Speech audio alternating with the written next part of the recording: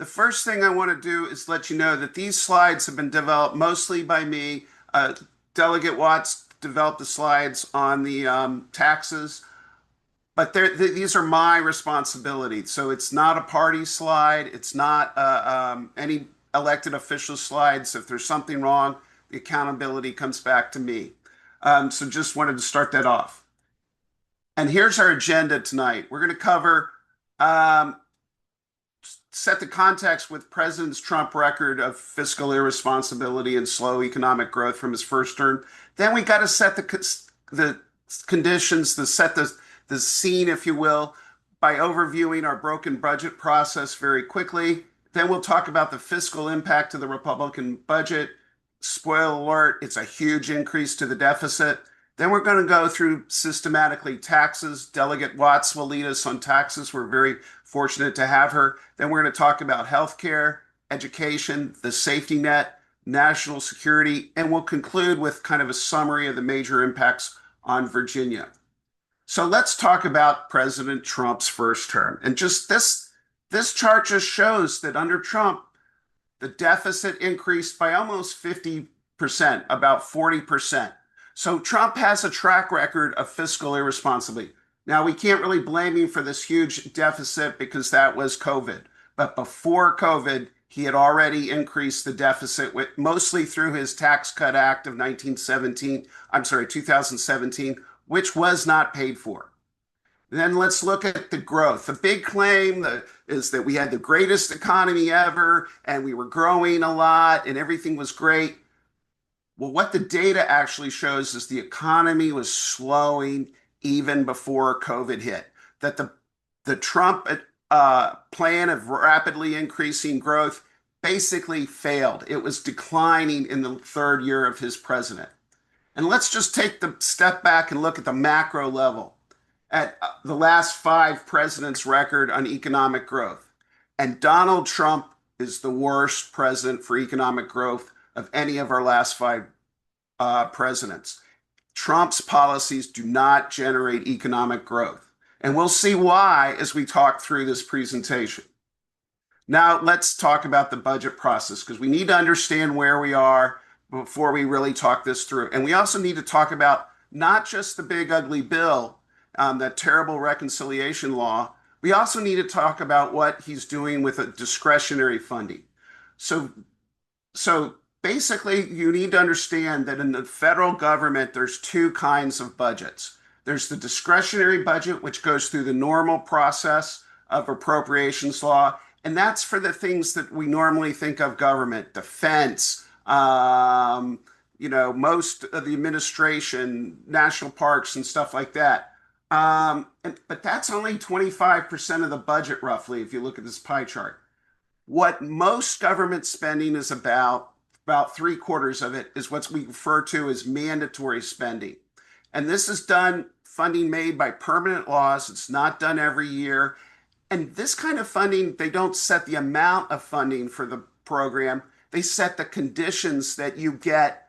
If you meet these conditions, you get the money. In Social Security, if you meet the age requirements, you get the funds. If you're a federal retiree, you meet the requirements, you get the funds. And so the biggest part of our federal spending is Social Security, then Medicare, then Medicaid, then other mandatory, which is things like retirement programs, and then the interest on the debt. So just keep that in mind as we go forward. Now, this is kind of an ugly chart, but let me walk you through it. So the budget process that we use was established basically by the 1974 Budget Act, but it's been amended. And what they tried to do with this act is create a process that would control both discretionary spending and mandatory spending. So the way this process is supposed to work, is the president submits a budget to Congress, the president's budget request. CBO, the Congressional Budget Office, reviews the president's budget. Then the budget committees are supposed to report out what's called a budget resolution. Now, it's a resolution because it's not a law. It's passed by both branches of Congress, but the president does not sign it. What it does is essentially change the rules or establish the rules of both the House and the Senate. Now, this budget resolution, which was passed, the House passed one, then the Senate passed one a few months ago. You may have heard in the news. What it does is it does two separate things.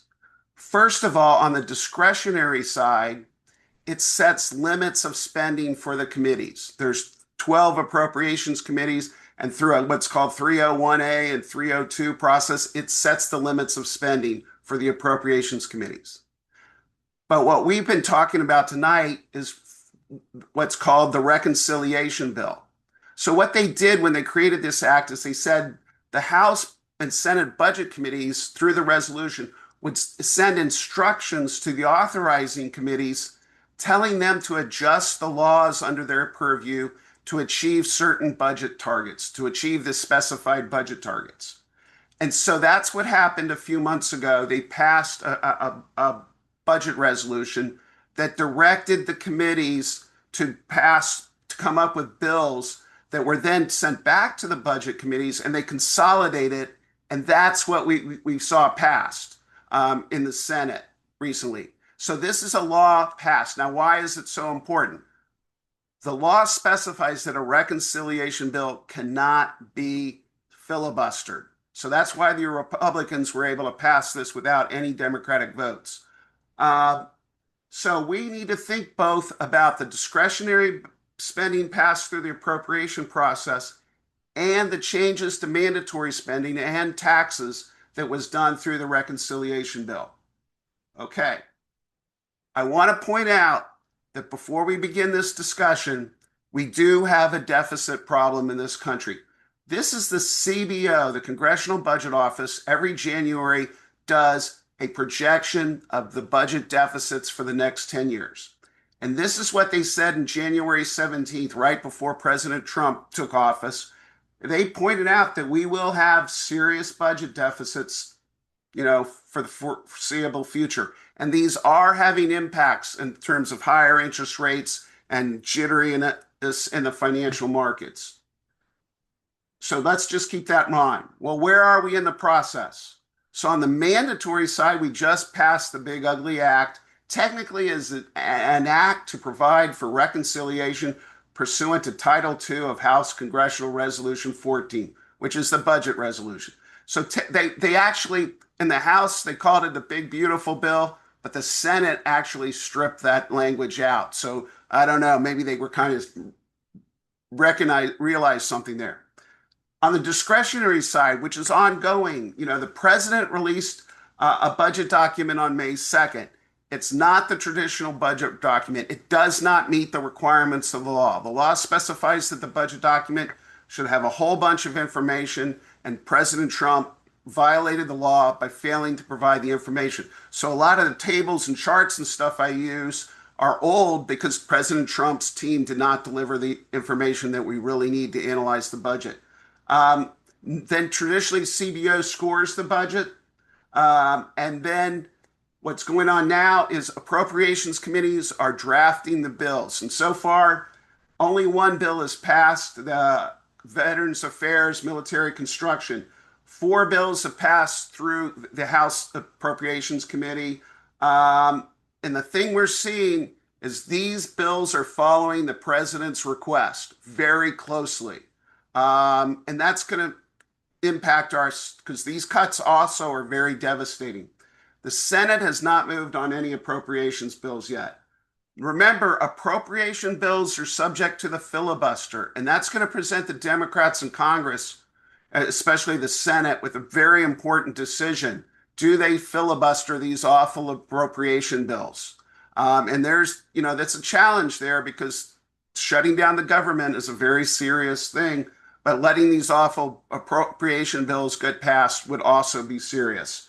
So there is a real possibility for a government shutdown in October.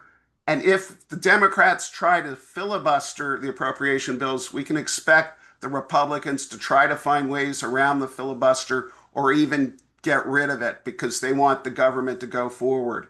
So it will be a tense time this fall. The budget drama is not over. So let's talk about the fiscal impact.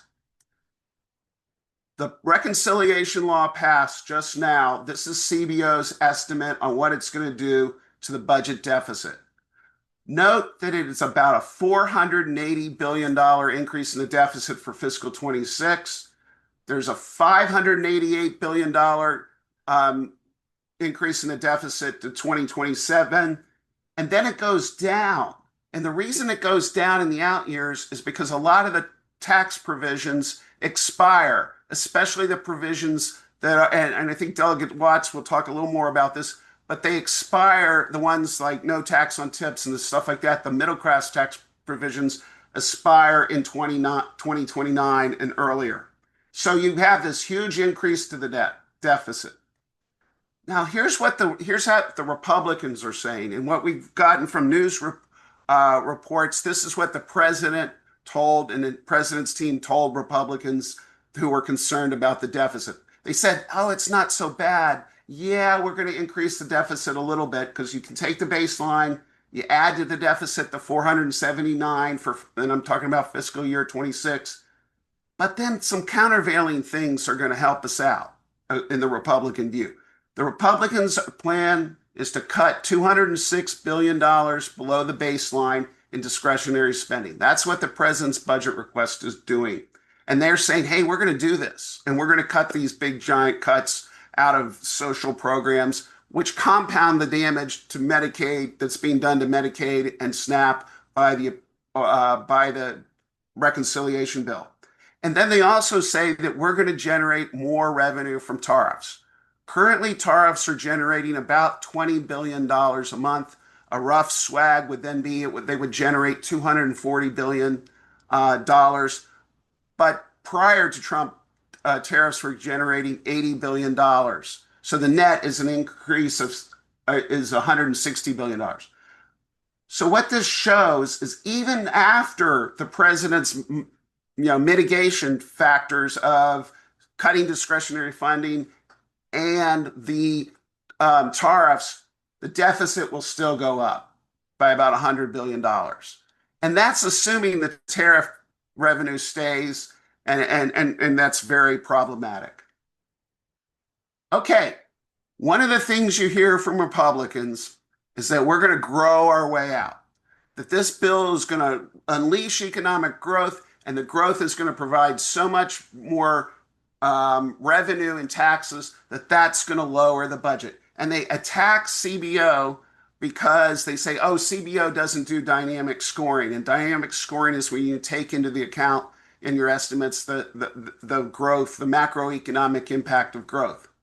Well, they're not really telling the truth, which shouldn't surprise you, because the Joint Committee on Taxation, which actually does the scoring for taxes, not CBO, actually did a dynamic score. They did the analysis. And what their analysis showed is a 0.3% increase in economic growth. What they said is over the 10-year span, you would get $100 billion, or about $8 billion per year.